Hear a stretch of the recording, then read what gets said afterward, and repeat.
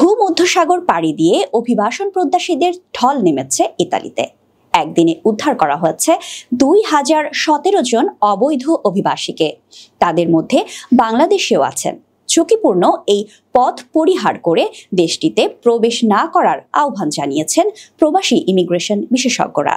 কোনোভাবেই থামছে না ইতালিমুখী অভিবাসন প্রত্যাশীদের ঢল। উন্নত জীবনের আশায় প্রতিদিনই জীবনের ঝুঁকি নিয়ে ভূমধ্যসাগর পাড়ি দিয়ে দেশটিতে ঢোকার চেষ্টা করছেন শত শত মানুষ।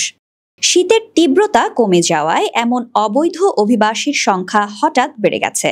ইতালির কোস্টগার্ড জানিয়েছে, গত 9 এপ্রিল ভূমধ্যসাগর উপকূল থেকে 2017 জন অবৈধ অভিবাসীকে উদ্ধার করা হয়েছে।